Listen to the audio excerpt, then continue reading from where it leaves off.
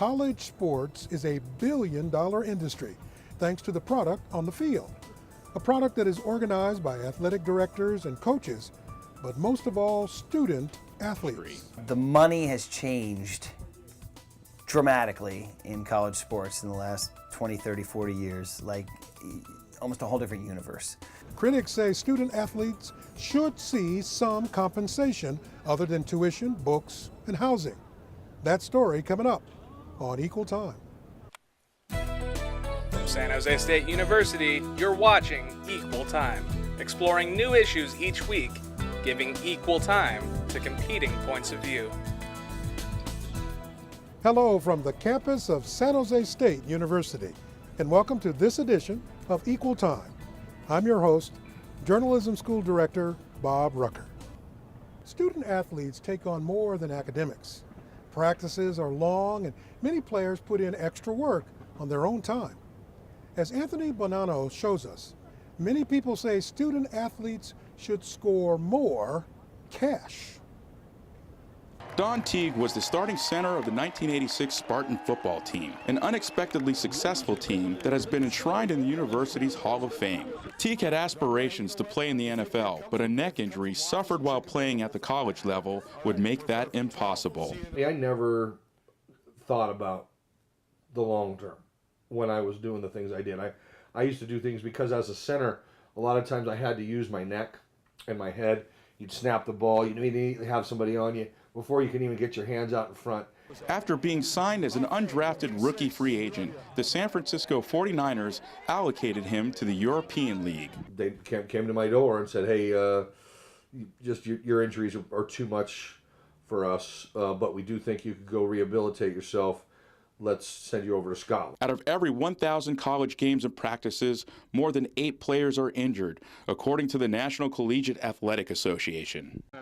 San Jose special teams coach Fred Goodishi was a former coach with the Oakland Raiders and knows what sort of research goes into drafting college players. The pros do such a great job of researching everybody individually, and what they do is they'll go to the training staffs and they'll look at medical records. They'll talk about, because you're talking about a multi-million-dollar investment in a guy in the National Football League. Some student athletes like Teague, who have sacrificed their bodies for their school, say they don't get enough in return. Teague still has medical bills. KNBR radio host Paul McCaffrey says student athletes should be paid, one reason being the career-crushing consequences that come from sustaining an injury. I could get hurt, I may never play again. Every time you go out there, you're going to take that risk, regardless of what the sport is, because you just never know how the body's going to hold up. From their 50,000-watt sports talk station in San Francisco, McCaffrey and co-host Brian Murphy have watched college sports grow into a billion-dollar industry. The money has changed dramatically in college sports in the last 20, 30, 40 years, like almost a whole different universe. ESPN and Fox signed a deal last year to broadcast Pac-12 football for the next dozen years, for the tidy sum of $3 billion. Because of huge TV contracts like these and merchandise sales, Murphy says student athletes should receive a larger cut, and he uses his own example of being paid as a student reporter for the UCLA newspaper.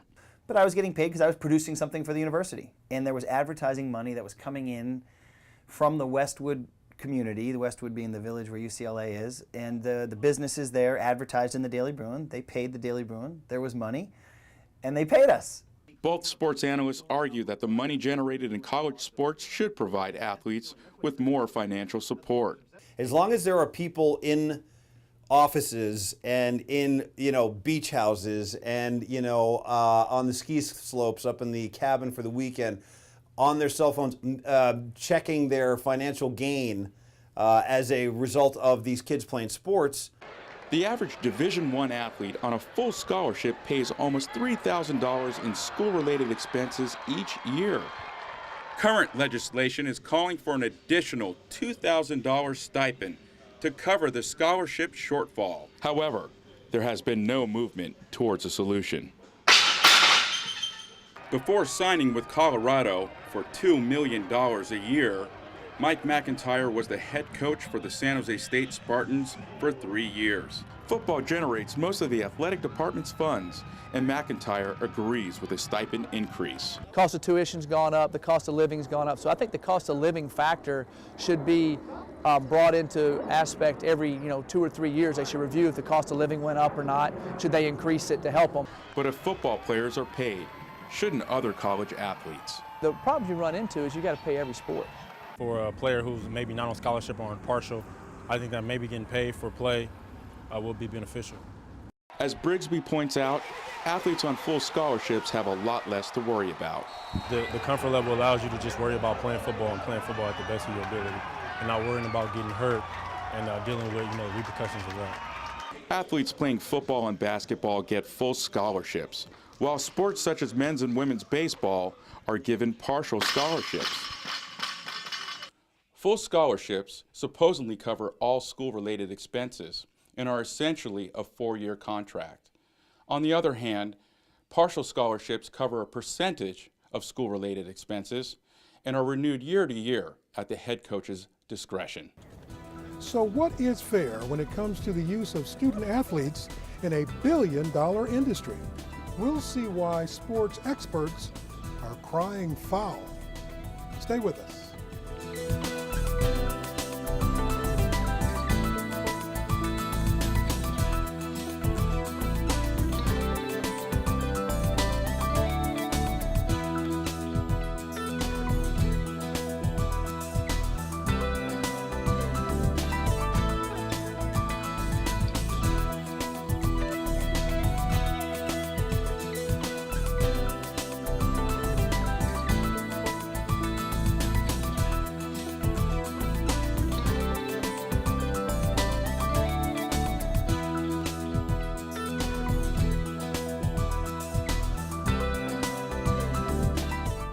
Welcome back. We've seen how college sports is a billion-dollar industry, yet student athletes are not paid as employees, even when risking injury and possibly professional careers. But as Anthony Bonanno shows us, not all sports are compensated equally. Patrick Connor is the host of KNBR's Sports Saloon. He argues that football and basketball make money while sports such as women's softball and men's water polo don't.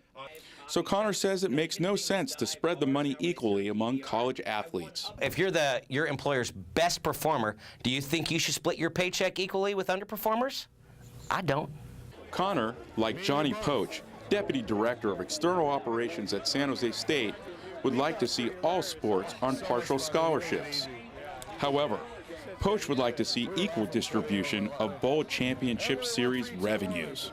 I would love to see every Division I football program, the FBS level, the BCS money distributed equally to all the FBS members, not just the 6 BCS conference schools. The Football Bowl subdivision is the highest level of college football. Universities compete to play in the Bowl Championship Series and share their revenues within their conference.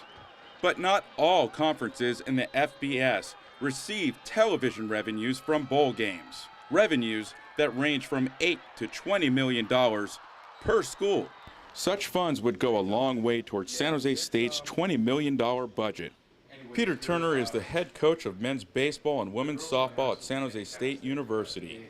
He would also like to see additional BCS revenues. If it was distributed equally across the board and funneled down, there would be more money in the coffers to do things. And that, along with Title IX, hopefully it would get distributed.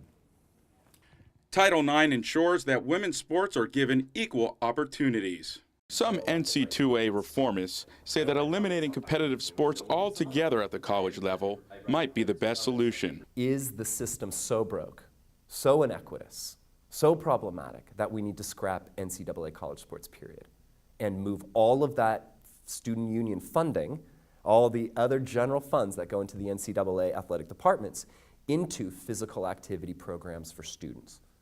Roger Knowles, a professor of economics at Stanford University. He has been a key advisor in several antitrust lawsuits against the NCAA. I'm not in favor of sort of harming fans as a way to solve the problem.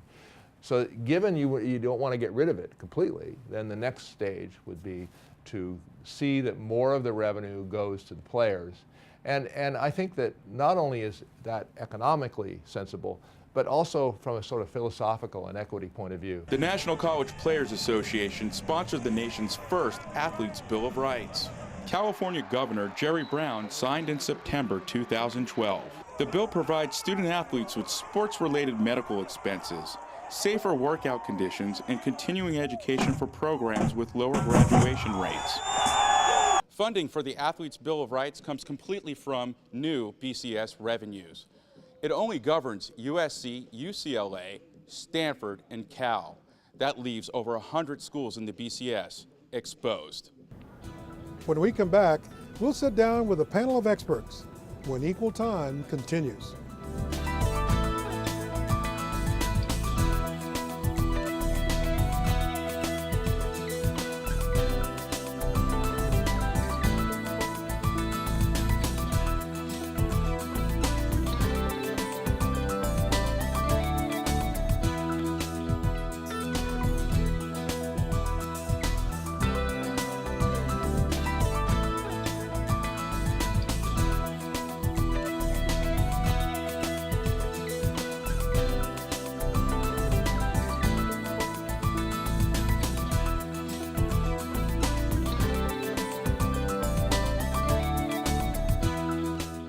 Welcome back to this edition of Equal Time. Our focus is on the paid college athlete. Let's meet our guests. Don Teague, ex-San Jose State and professional football player. Roger Knoll, Professor Emeritus of Economics at Stanford and a Senior Fellow at the Stanford Institute for Economic Policy Research. Peter Turner, head softball coach, San Jose State. John Poach, Deputy Director of Athletics, San Jose State. Anthony Bonanno, reporter for this episode of Equal Time. Thank you, gentlemen, all for being here. This is a topic we've been hearing about for decades and decades. Don, I want to start with you. There's a goal in a lot of athletes' minds, especially in football. You know, you want to go to a great program like San Jose State, but then you want to move on and get into the pros, make a lot of money, live happily ever after. The money issue, though, how much does it weigh and play on the mind of the athlete? You know, I don't think it means a lot in the beginning. I think in the early days, and from a high school player's perspective, you want to get out there on the field, show your best stuff. Be able to date one of the pretty girls on the on the cheerleading squad, and hopefully get a chance to go to college and play football. I think it starts to maybe weigh on the minds a little bit later in the college career when you can see that it's a possibility. But I think in the early stages, it's about the love of the game. Very good. And Roger, the coaching staffs at San Jose State and other college and universities, how do they play this issue up or not in terms of money for the players? Is it a big issue? Is it something that's talked about? Well, not in my sport, female softball. There's no future beyond college. So our emphasis is getting the degree first and playing a game you love. So we play for the love of the game, and money is not an issue at all. Okay, but how about you from your perspective, John? Well, you know, it's as far as where the revenue goes, it's all about the college experience. You know, it's what you put into the game, because whether you're a kid from Idaho playing football or Alabama playing football, you're still practicing the same, still playing the same amount of games, same type of schedule. Mm-hmm. But when you look at revenue distribution, you can't really compare. If it's an equal distribution, I have no problem with revenue being equally distributed. And but to me, the focus is academic scholarship. And then if there's other revenue sources that our professors are going to talk about, where they're using the student athlete outside of the game, then that's a whole different story about taking care of athletes. But as far as student athletes, to me, they're all the same. Gymnast, football, you're there for an education. You're there to contribute to the school. And if revenue's coming in, divide it equally. No, as an academic, you and I are very happy to hear that, because at Stanford and as well as San Jose State, we want to make sure our students always start with a good foundation, a quality education, take it and run with it. But this money issue for an athlete, how does it play?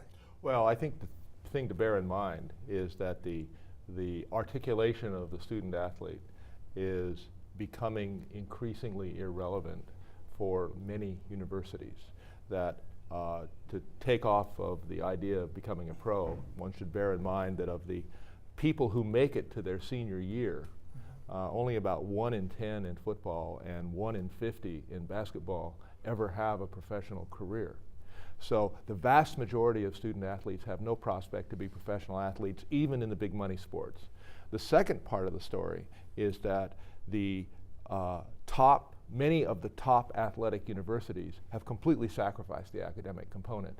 My poster child for this is John Calipari at Kentucky, who brags about the fact that he has nothing but one-and-done freshmen every year. And he's going to win the national championship a significant fraction of the time with players who come with the expectation that they will be a student for precisely one semester, and then for the rest of the time they're focusing solely on an NBA career.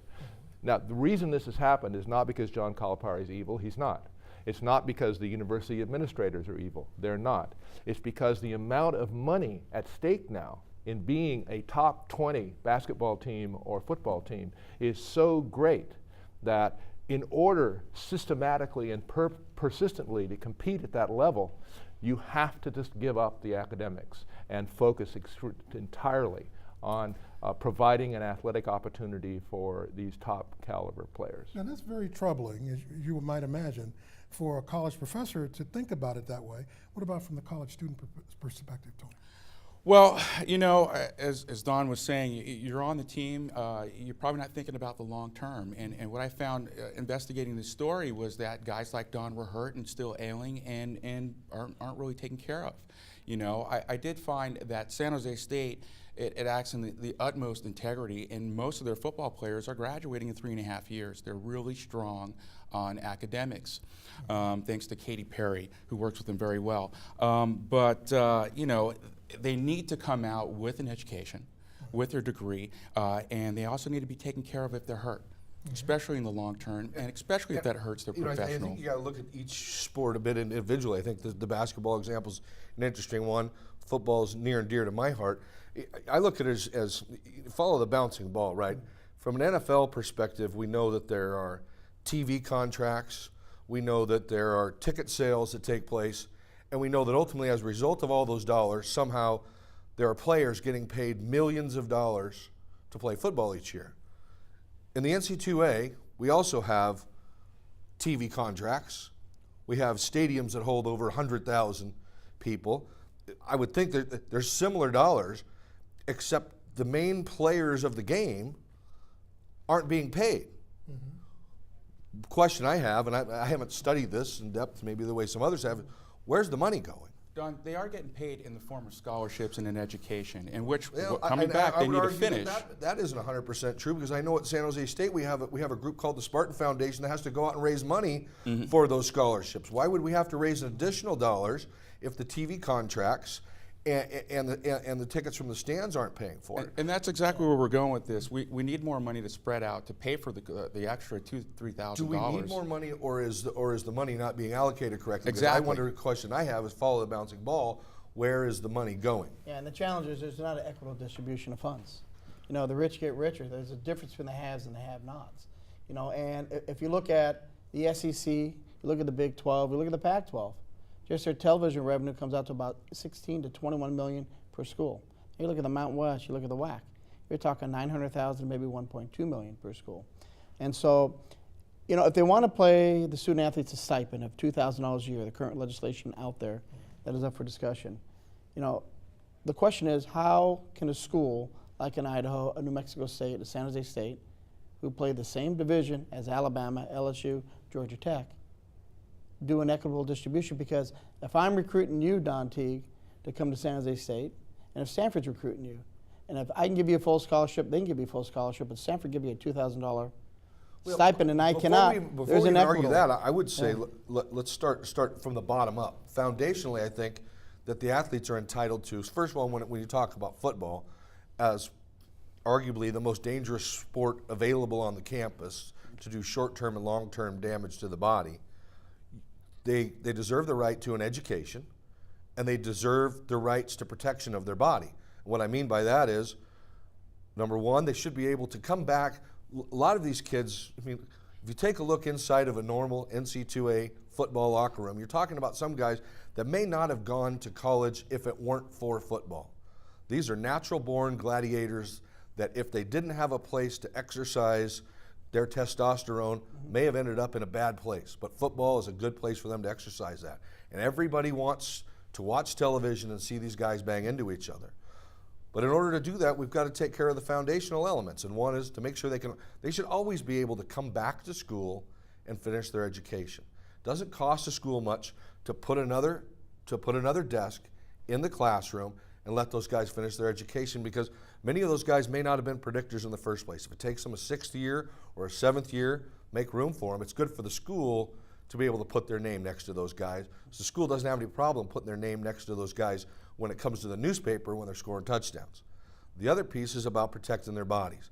They blow their knee out in their junior year. 10 years later, they've got to have reconstructive surgery on that same knee.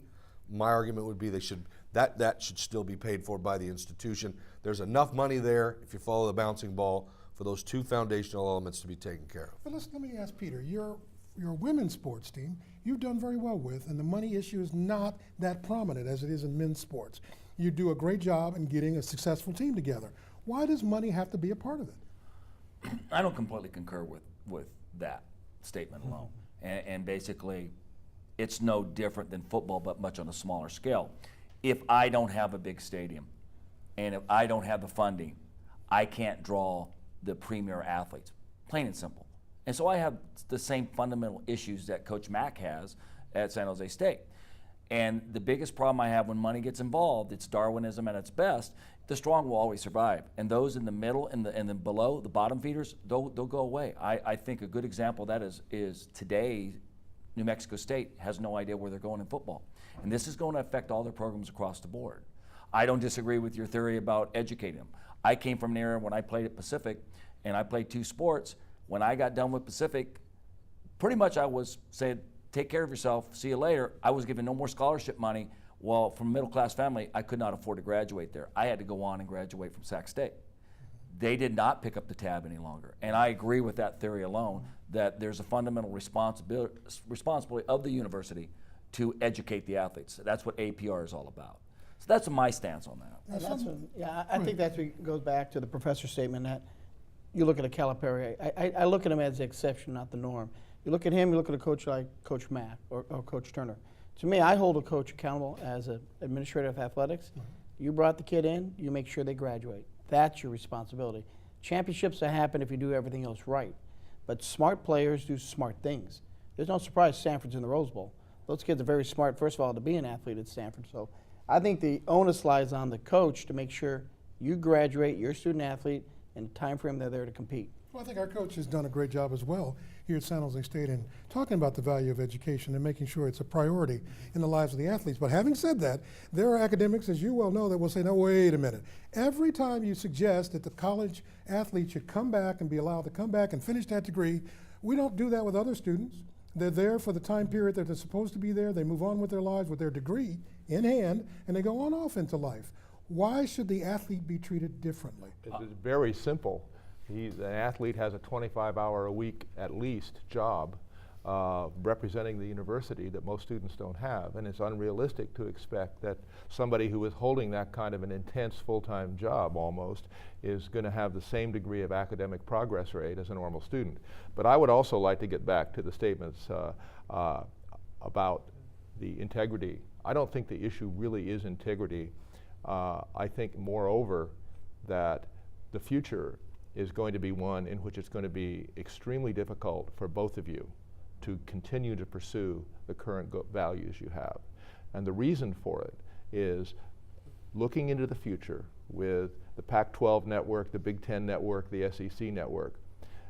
They can't fill their programming with men's basketball and football games. What do they fill it with? They fill it with softball games, with women's softball games, with women's volleyball games. These are terrific sports. As I don't have to convince you that women's softball is a terrific game to watch. And it's never had exposure before. It's very plausible that 10 years from now, you're going to face exactly the same problem in women's softball that you currently face in football. All right? That is to say, with the gap in money between the handful of top conferences that have their own networks and that are generating $100 million in some cases per school in revenue, you're not going to be able to compete if you try to be academic, because you have strike one, which is the revenue gap that leads to a facilities gap and leads to a gap in coaching. You're not going to pay $5 million salaries for your football coach, but in 5 years it could be $10 million. And it could be the case that exactly the same thing's going to happen to women's softball coaches 10 years from now that happened to men's basketball coaches in the 1990s. The salaries will go through the roof because they become popular on television. So the future may well be one in which the current academic student-athlete model simply doesn't work anymore, because the colleges bifurcate into those that become de facto professional sports enterprises, except they don't pay the athletes, and the rest of them who just have to give up and become Division II or Division III. That's a very good point, and I don't disagree with a lot of what you just said. It's happening now.